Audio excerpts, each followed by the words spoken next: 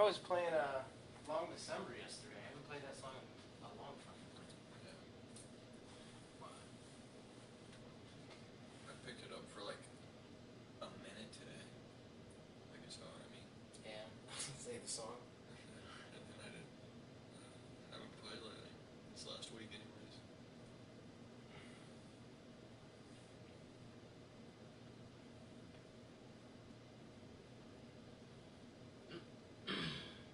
Um, yeah, I've been playing recently, a lot recently, but I just stopped yesterday. Buy a guitar while you're over there. You're gonna get that shit. I don't know, dude. I don't even think I'm gonna worry about it while I'm over there. Huh? You'll probably get one. Yeah. Yeah. You'll get bored, I bet. I don't know. It just depends on how everything goes over there, you know. Yeah. Living situation, everything like that, right? Time.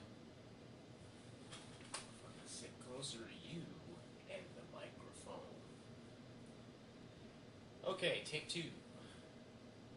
Oh, yep, got it. Okay.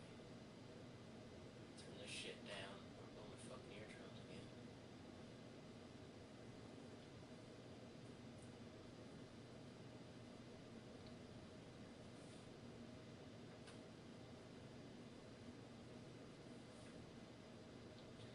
Hey, out there in ape shit land, ape theist land. I don't know what you want to call yourselves. How you folks doing? I'm .com, I'm B-Daddy. and this is episode 11 of Ape Shit, an atheistic view of anything. 11, baby. Picking up some fucking steam here. Getting into our double digits now. Well, we are into our double digits. I think we're gonna get triple digits sometime soon. Not sometime soon. Not soon at all, but maybe someday. Once someday. we get through from 11 to 99, after that we'll be in our triple digits. It's gonna be a hell of a journey. How you feeling? Not bad. I fucking felt like shit earlier today. I woke up so fucking hungover. I thought I was gonna die. I had that experience last Sunday when we hung out. The next day after we hung out. Yeah. But I had to get up early and watch my son and his brother, and that was rough. But fortunately, I went away after a good long nap. Yeah. I took a nap on the couch, but I just felt like garbage. And then, like you text me saying you're on your way. The pillow was right on top of my phone. My head was on the pillow, and it vibrated. And I just wanted to fucking hurdle it, just throw it through the fucking. I'm just like, it was just like right up to my ear, just. Zzz, zzz. I'm like, oh my god. Well, was the hair of the dog helping you any? What's that? Is the hair of the dog helping you any? Oh yeah. The beer? Oh yeah. I think the shower helped me out a lot. Yeah. Well, I've read basically what a hangover is basically what alcoholics go through when they're Like detoxing. withdrawal, yeah. It's a withdrawal from the alcohol because you just introduced so much alcohol in your body. I mean, it's essentially like you're poisoning your body with the alcohol, so it's working to try to fucking get it out of your system. You ever seen Leaving Las Vegas with Nick Cage? I haven't, actually. He plays an alcoholic in the movie, and there's one scene in particular. He's trying to he's withdrawing from alcohol. I don't know if he's trying to quit.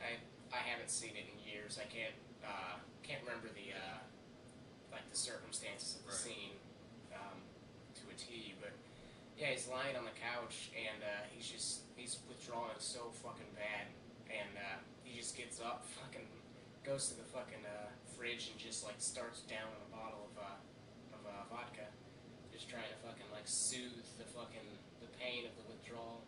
Is Leaving Las Vegas the one where he sells his wife, or is that a different movie I'm thinking of? Like he puts his wife out for prostitution or something, basically, or is that a different movie I'm thinking of? It's probably a different movie I'm thinking of. Honestly, dude, like I said, it's been so. It's an old movie. Very old movie. I know it's referenced a lot, and I just don't know what the fuck they're talking about, except such a great shitty actor. He is. I saw a YouTube video or something of just him and these freak out moments that he has in movies set to the Requiem for a Dream song. Oh, yeah. It's just crazy awesome. If I remember, I'll try to put it on the Facebook page. I've seen like slideshows of pictures on I think Break.com has it. Has one of them, but it's bad photoshops of Nicolas Cage, and it's his face on like random people's body. Like I think one of them was the Mona Lisa. Just fucking Nick Cage, man. The Chive, they have pictures of him sometimes too. Yeah. Nicolas Cage. So, what you got over there? Oh, I was just gonna see if I could find a picture of the Chive thing on the Chive, but I forgot. Well, last night was UFC on FX8, Belfort vs. Rockhold. And I did not watch it, but Last night. I just got to watch it just now. Yeah, and I got a refresher because, like I said, I drank a considerable Because amount of he's beer, still... and I forgot most of He's it. sober, but the speech part hasn't come back yet. Yeah, exactly. It's touch and go right now. But I didn't watch the Facebook fights because I never do. I didn't watch the preliminary card because it's on fucking Fuel TV. I don't know why they wouldn't have it on FX. I have Fuel, but I didn't watch it anyway. Jesus. But the main card, all 4 fights of it, Rafael Natal versus João Ceferino. Yeah. Rafael Natal won unanimous decision. It was kind of a boring fight. Ceferino fucking... I don't know if it was like an adrenaline dump or he just gassed out, but the second round he just started a sheer decline of athleticism. But yeah, it was kind of a boring fight. Yeah, and they hugged after the first or second round? Or yeah, what? It was before the second round, or when they came out. Then, I don't know, they thought that fight must have been way cooler than it was. Yeah. Because it was not that entertaining. I guess they're friends now, so that's good. That's probably why that fight sucked. Yeah, probably. Rafael Dos Anjos versus Evan Dunham. This was a Great good fight. I mean, Evan Dunham and Dos Anjos, they always put on great shows. That was a very controversial decision. They had it going for Dos Anjos by unanimous decision. And I caught a snippet of the UFC post-fight show that they, I think they do it on Fuel TV. Yeah. It's basically, what's his name? Jesus Christ. Kenny Ford. Ken and... John Anik. No, the other dude. Chael Sonnen. Chael Sonnen. Chael Sonnen. Chael Sonnen. Chael Sonnen. Yeah, but, Phenychlorian. But I remember them. I heard him talking, and I remember hearing Chael bring it up. You know, what exactly is a significant strike, and who are these people judging this to? The judges are fucking to call these significant strikes and blah blah blah. And you know, I totally agree. I think the judging system's totally out of whack. Yeah, it's been out of whack for quite some time. The only thing that sucks is that Dana White, he's not able to pick the judges or the referees. They're all supplied by the athletic commissions. Yeah. But, yeah, these fucking judges are horrible.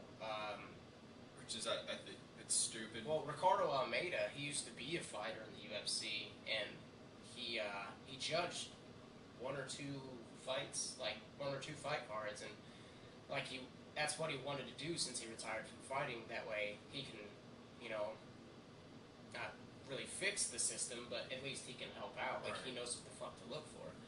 But I haven't seen him judging. I mean, what are they? Are they, like, government appointed? Or how do they... Yeah, they're fucking fucking boxing judges. It's state to state, right? Yeah, it's state to state commissions. But they're fucking boxing judges, dude. Like... they don't know what the fuck's going on in mixed martial arts. Some of them do, granted, but I mean it's the same thing with referees. Like that Kevin Mulhall guy, you said looks like Kevin Pereira. That guy's He was the one who fucked up last. Yeah, he was the one who fucked up with UFC. the eye poke. Yeah, he's a shitbag ref. But then you have refs like, of course, everybody knows Big John McCarthy, and then Herb Dean, and Rosenthal's in fucking jail right now because of marijuana. I don't know if he's in jail now, but I mean, Probably. I bet it was a big bail. yeah. But they gave it to Rafael dos Anjos by a unanimous decision. I thought it was a very close fight, but I did not especially unanimously. I didn't see how he won that fight.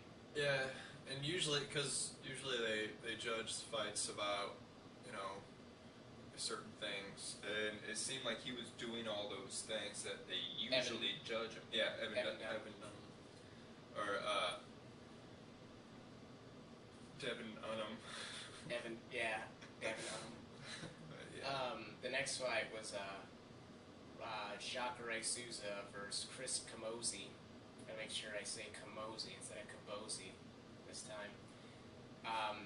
Jacare fucking arm triangle first round, just like he did with Ed Herman when he fought him in Strikeforce. Pretty much dominated this guy. Yeah. I mean, Chris Camozzi's good, but Jacare is just on another fucking level. And that stupid fucking alligator shit he does, and then like the stupid crawl away after he wins. It's so stupid. It's just so dumb. Everyone's got their stupid shit except us. Everyone's got their shtick. Like Tito, he fucking used to act like he was burying the guy he just beat. Like, God, you're such a douchebag, dude. Just fucking raise your arms and walk away. Be a little humble. Well, I mean, I'm saying this, but I'm not in there fighting Right. and winning, so I could be doing some crazy, like pulling out fucking little cap guns and like. Whoo.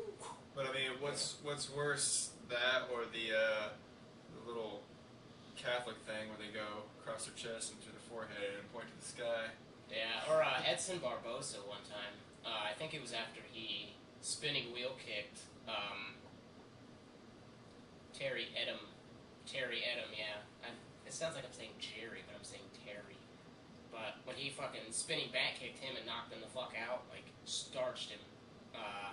He fucking, like the camera was on him, he got to his knees and he's like, I'm like, shut the fuck up, dude. And what had just happened for anybody? Oh yeah, I forgot who's that. not on the video.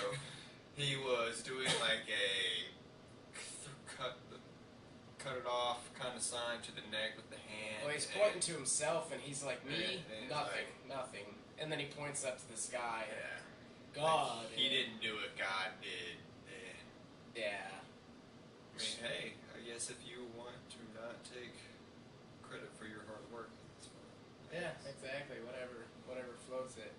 And then Vitor Belfort, speaking of, he had knockout strikes. Well, I guess it was. Speaking of spinning back kicks, Vitor Belfort did that to Luke Rockhold. Dropped him and then Fucked him up, bro. threw some sequential punches afterwards. And We're gonna get a little Alex Jones on in here for a second, but we think it was a conspiracy. yeah, fucking seconds. We before, saw the nod. Seconds before he got Beltor even threw the kick, Luke Rockhold kind of gave him a little nod, like, and then fucking boom, there you We go. saw the nod. He helped laser guide the fist to his face. No, it was just something Purely saw. consequential. Who the fuck wants to take a heel to the head? Right. Like, who's like, okay, kick me in the face. But yeah, that was in the first round at 2 minutes and 32 seconds. I kind of would like to see a rematch of that fight, just in hopes that he wouldn't get knocked out again, because I think it was going to be a good fight either way. Yeah, that's true. Fucking, I mean, they were in Brazil, so Brazil. yeah, so fucking Vitor Belfort came in there raging, Not Cajun, but Brazilian. Brazilian. And I mean, Rockhold, before they fought, Rockhold was talking some mad shit on, I didn't see those, so.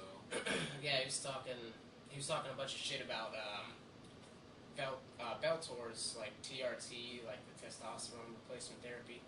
Yeah. I was on I steroids saw and shit people like that. tweeting about. I think I actually saw Joe Rogan tweeting about that last night. Yeah, but I mean Belfort's. He did get busted for it. Because you're allowed to do it if you're allowed by the commission or whatever. Your levels have to be like there's a certain point your levels can't go past that, you know. Belfort's. Now, speaking about that, I was listening to Joe Rogan Experience with Chael Sonnen on it, and I've never heard. I have not watched. I need to check It's a that very out. good episode. I've never heard anybody explain it like this, but essentially you have like here's your testosterone, like your regular testosterone, and then your high E testosterone or whatever, the other one. Basically, you take something, and like your testosterone like could be low, and the way they do those tests, so like the piss test, you can't. What am I trying to say? You can't differentiate between like if somebody's testosterone level was really low or really high.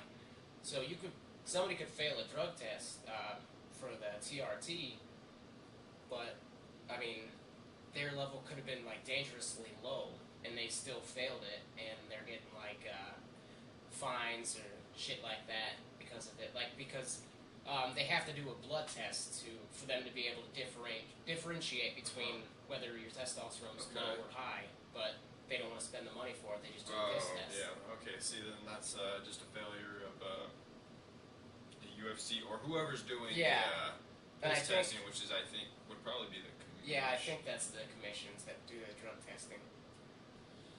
But yeah, Chael Sonnen, he was talking about it, and I've never heard it that way. I will have to check it because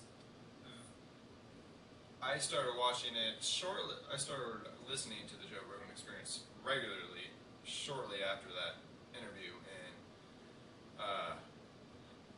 time and time after again, guests always bring that interview up. Yeah. I think it's just going to be one of those. It's a very good interview. Chael Sonnen, of course, is a hilarious guy, but he's got a lot of funny fucking stories. And his book's been out, but I really wanna pick it up. You'll get to it. Yeah, I'll get to it. I have faith in you. Well, you just gotta read a lot. I have some time that I'm gonna have to need to fill coming up in the future. Bruce Buffer's book is out. Yeah. I heard his interview with. It was Brian Callen. I heard it on his podcast. Yeah, in the book he talks about a fight he got into with Frank Trigg on an elevator. Oh wow. Yeah. I think I remember hearing him mention something about that, but they didn't get into that. They talked about a lot of other interesting things. But yeah, and I told you, I was like, yeah, you're gonna have to read that book and then tell me about it. Yeah, exactly. Or like I said, fucking let you borrow it and it can sit in your trunk for years. Yeah. You ever read those They're on my books? bookshelf. They made it to my room. Okay, that's good. At least they made it there. UFC 160 Velasquez vs. Bigfoot 2 is going to be May 25th. That's going to be in Nevada and Las Vegas, the MGM Grand Garden Arena. And it's going to be on pay-per-view, and the prelims will be on FX and then Facebook. Seen a lot of names that I like.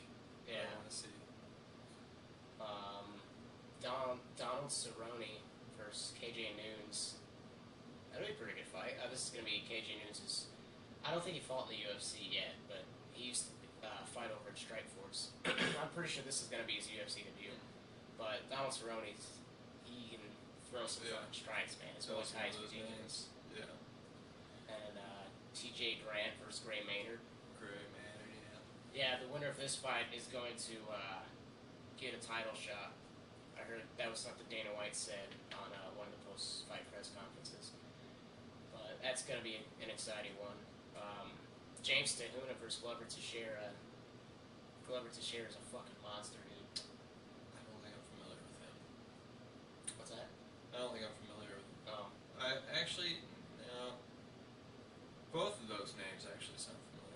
was Were they in fights? whoever Teixeira fought. It was Quentin Jackson's last fight in the UFC. I don't know if you saw that. He beat the hell out of one guy. What the fuck was his name? Tuna sounds familiar because I remember it sounds like tuna. Yeah, because It's basically tuna. Your name's basically tuna, dude. little what's it called? Mnemonic device. Yeah. Junior Dos Santos versus Mark Hunt. That'll be a good fucking fight. And Co-main event and main event look great. yeah, and I mean the co-main event is for number one contendership of the winner of the main event, Cain Velasquez versus Antonio Silva. So they'll probably do at the end of the last fight. They'll probably bring in the winner of that and the winner of the co-main event and have little interviews. Yeah, they might do that. They used to do that a lot. They haven't done that in a Well, long time. yeah, maybe not. Maybe they'll just wait till the post fight. Well, yeah, I mean, depending, because the co-main event is more than likely. I mean, the main event as well. More than likely, it's going to end in TKO. They're probably going to be in the back, getting like checked out medically and stuff. So I guess what I'm more. Yeah.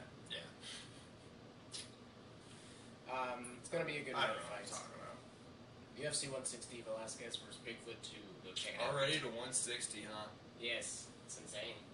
I remember UFC 100. Yeah. How big of a That's deal exactly that was. the one I was just thinking. Yeah. That was 60 UFCs. Oh no, it was more than 60 UFCs ago. Because they have like the UFC on FXs and all that shit. And on Fuel TV because they hate me. Or Comcast hates me, I should say. Comcast provides it in the West, but not in the East, and it doesn't make any sense. One thing I did want to mention, this is some UFC news. I told you this earlier. Nate Diaz got suspended. Oh yeah, I was hoping you'd bring this up. Got suspended 90 days and fined $20,000 for saying fag in a tweet.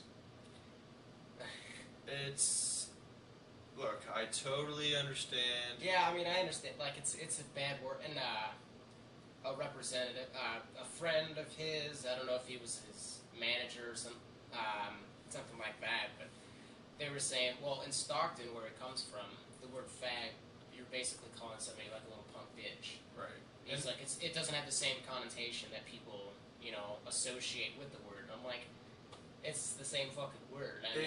I have no problem with being able to say whatever you want, whenever you want. It's just, I also have the mind frame of, I have no problem using the word fag in certain situations where it's me and my buddies, and it's totally going to be understood that it's going to be taken in a joking way. Yeah, exactly. But when you're in a public spotlight like that, you got to understand that you're not going to be taking just your buddies' feelings into account. You're going to be taking millions of people's or thousands of people's. He was using it derogatively towards Brian Caraway, another fighter in the weight class. Now the whole thing comes from Pat Healy. We talked about him in the last podcast.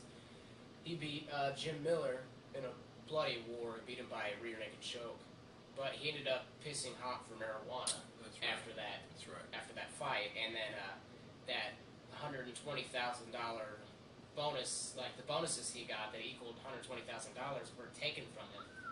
Yeah, and Brian Caraway, who also fought on that card, he was the other guy that he was the only other submission on that card. So he was like talking to Dana, like, "Hey Dana, can I get this win bonus or something like that?" Yeah. And he ended up giving the submission of the night bonus to him. So he got 60 grand out of it. And Nate Diaz fucking called him out on Twitter, and he was talking about like this fag's following Dana around and shit like that, trying to get the bonus. But that's where all that shit stems from. But I don't know if Pat Healy was. I'm sure he was suspended for pissing hot for marijuana, but I do know they fined him $120,000. I think that's stupid. Fucking ridiculous. I mean, and even though I don't agree with exactly what Nate Diaz said. You should Freedom be of speech. you should be careful what you say when you, because look, freedom of speech is very important. Yes. And I get that, and everybody should be able, and you should be able to say what you want. Especially in the fight game. But freedom of speech protects you from the government. It doesn't protect you from your bosses, exactly. which is a tricky situation. Maybe you could take your boss to court, then that's going to be a lot more court. And I would even say, why not? You think Nate Diaz wants to step foot in court? Exactly. Probably got some bad memories. But I think it's ridiculous of the UFC to fine him any money for it. Dana, if you want to publicly reprimand him, that's fine. I don't think you should charge him any money or really suspend him. You can say you don't agree with his word choice, and then also I don't agree at all with the marijuana thing. That's fucking ridiculous. Yeah. I bet fucking Joe Rogan was pissed off when he heard about that. It's got to be a tricky situation. $120,000. I mean, what are they gonna do though? Jesus Christ. Yeah, I mean, and like the UFC kind of like they've taken a bigger stand against shit people say back when Matt Mitrione said that shit about Fallon Fox. Oh, yeah. About the if you don't know, Fallon Fox is a transgender female fighter, and it's a huge controversy.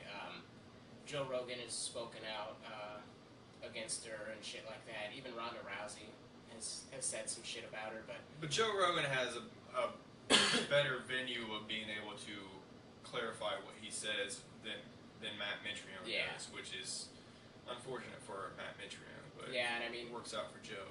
Like, I understand some of the, I agree with some of the stuff that Mitrione was saying. Essentially, what he said was, I don't approve of, what she is, what she's done. Like, it's disgusting to me. But he was also talking about how she was born a man and she's going out and fighting these females and mixed martial arts fights. And I agree with that, how he has a problem with that, but I do not agree with the way he put it out. Very just I don't know. Let's see if I can find is. exactly what he said real quick. Yeah, we're finding some quotes here so we can kind of clear this up. Got a quote here. We got a quote here. She's not a he. He's a he. He's chromosomally a man. He had a gender change, not a sex change. He's still a man. He was a man for 31 years. 31 years. That's a couple of years younger than I am. He's a man. Embarrassment to fighters. Yeah, I'm not really seeing anything too crazy. Yeah, I'm not really seeing anything too offensive on this. Yeah, they don't have the whole Huffington Post, which usually you would expect. Yeah, they don't have the whole fucking all of. But I remember both of us being like, he probably could have said it different. Disgusting freak. There you go. Yeah. Okay. Yeah, that's what it was. I remember there was something. Yeah. Disgusting freak could have not been put into that. And he could have, because Joe Rogan, when he was talking about it, he never called anybody who wanted to be transgender a disgusting freak. He said, do what you want, but let's understand, you're still a man when you get in the ring, or you still have that manly advantage. Yeah, you've got denser bones and shit like that. You're, holy shit. Yeah. That's a fat lady right there. That's a very fat lady. Damn. But I mean, he could have said some shit better. I agree with what he's saying about she shouldn't be fighting women, and this is a hot button issue that's been touched on by numerous people. But yeah, I mean, you're born a man. I don't think you should fucking, especially since she lied about it. Yeah. Never. Yeah, that's what the most offensive and what is it? Disgusting thing she was about it is. She was 4-0 before she finally said something. Yeah, and I think that's what the most where all the ridiculous flack is thing. coming from, which, I mean, is completely understandable. And I mean, how does she even get away with that, really? But I guess it wasn't in the UFC, so, you know. Yeah, it was in some, I don't even know the promotion. I think it was World Series of Fighting or some shit like that. Some small promotion. UFW, probably. Yeah. I used to fight in that. The UFW, the Just World kidding. Fighting League. It's hard. Alright, I believe you had some stuff you wanted to talk about. Yeah, I mean, do you want to start off with Kokesh, or do you want me to talk about this? Cokeheads? Kokesh. Yes, go ahead and start with Kokesh. Talk about, okay, so for any of you who probably listened for a long time, I am a big libertarian, and Josh also. Ooh. I think that's the first time you've called me that on this podcast. My bad. Well, it's so weird, dude. Yeah, well, he is also affiliates himself with a more libertarian-leaning view of politics. But recently, Adam Kokesh, he hosts the Adam versus the Man podcast. He's also been in the news probably recently, if you know about him, for a open carry firearms march that he's supposedly doing on July 4th, which is getting him a lot of heat and flack from even conservative news and left-leaning liberal news people, because it's just, for some reason, it's totally out there, even though open firearm carry rallies are done all the time. Because it's July 4th. Right, and it's Independence Day. right, and it's good. They want to do it in Washington D.C., which you're not allowed to carry a concealed firearm or an openly carry a firearm off of your property. But anyways, just last night which was last night, was the 18th of May. For anybody to listen to this in the future. It's a weird thing to think about. Yeah, it is. But he was arrested last night yesterday in Philadelphia at a pro-marijuana rally. And what had happened, as far as I can understand, is what they do is they go to Philadelphia in front of Independence Hall, I think it is, the historic building there, maybe, or whatever it is, and they all kind of gather around, and I think they have a permit for the protest or whatever, and then at a certain time, I think it's on 420, they spark up and smoke weed in public. And they've done this about 5 times now, and on this one, they had police there, and Adam Kokesh kind of runs it with a couple other guys, and they counted it down, and for some reason at the end they just decided to arrest Adam, who had not been smoking, didn't possess anything, and he's in custody now at a federal jail. Federal, I don't know why. Yeah. But he is, as far as his friends that are posting on his Facebook page now, what they say, he is arrested for resisting arrest, which, to me, that doesn't make any sense, but I'll just read the post they put on his Facebook page. Just to comment, this is quote, just to comment on some of the disinformation out there, Adam has not been released, nor has he been given a method to contact anyone. Last night, Daryl, Adam's production manager, and I went to Philly jail and spoke with them, that I was told that feds came and picked him up. After going through 2 low-level cops that worked the desk and speaking to the LT that was in charge, on video of course, we found out Adam was being held at a federal jail rather than the local jail that we were at for resisting arrest. And knowing Adam, he most likely refused to process, which is another jail, which is another charge. We rode over to the federal jail and spoke to a few people. God damn it. Sorry. And rode over to the federal jail, spoke to a few people who confirmed Adam was being held there. I was also told that he, under no circumstances, would be released without going in front of a judge on Monday. Anyone claiming that he has already been released is silly. I know being arrested for resisting arrest as the only charge seems crazy, but as Adam says, if it made sense, it wouldn't be government. When I hear any news, I'll be sure to update this page and keep everyone informed. Lucas. And you can keep up to date with any of that stuff on his Facebook page, Adam Kokesh, is all you gotta search, really.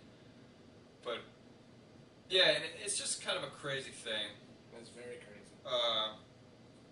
And this is one of those socially oppressive issues that, you know, marijuana, things like that, even with alcohol, we face it every Sunday. These stupid social Parties. social stigmas, these Christians or whatever religious groups, you know, why can't we buy alcohol on a Sunday? Yeah, I mean, we talked about that. It's fucking, it's stupid. Why can't people smoke weed? Like, really? Like, come on. But did you do that on purpose with the beer cans over there? No, that's cool. That's pretty cool. Hello. This is weird.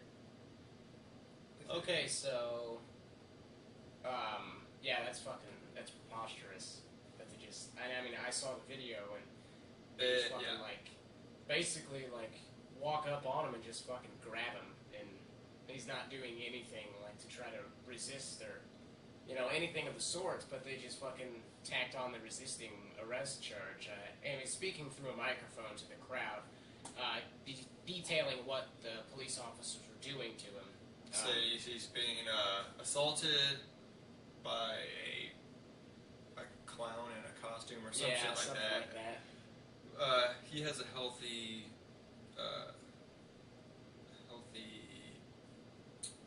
what's the word? Fuck it. He doesn't like authority, is what I'm saying. Okay. But, yeah, and some people are saying, oh, maybe they're going to hold him until July 4th so he can't have his rally. I doubt that. I don't jump on any conspiracy things. I just think it's an incompetent government police force. Yeah. And they're just making bad decisions. And I think, I would say on Monday he'll probably be released. Or if not, they'll look at a lawsuit, because these kind of things happen when people get arrested unjustly. They sue the government, which they fucking should. And they might get sued anyways. What was the other thing you wanted to bring up? Oh, the Christian. Yeah, the Christian myths. Candida Moss debunks the myth of Christian persecution. Basically, this is all just talking about how you hear a lot from Christians sometimes how in the past they were persecuted by other religions, more specifically during the Roman periods, and that's where all their martyrs come from, which is a very small time in history compared to what Jewish people have been persecuted for. Yeah. But, and this lady who is actually a Christian, I believe, she's a theologian, meaning she's probably got a doctorate in theology, but she just basically says, too many modern Christians invoke to lamentable effect an ancient history of persecution that didn't exist. Moss argues in her newly published book, The Myth of Persecution, how early Christians invented a story of martyrdom. She says, one of the questions they ask her, you argue that modern myths of Christian persecution are rooted in an ancient myth, and you focus on Pliny, a 1st and 2nd century Roman who governed what is now Turkey. Why should we know about him? And she goes on to talk about how Pliny would write to the Emperor Trajan, and he would ask, well, what am I supposed to do about them? Because they're not doing anything wrong, but when they get in the courtroom, they're just stubborn. You know, they stick to their guns, sort of thing. And he says, basically, you give them 3 tries to either just make some concessions or be killed.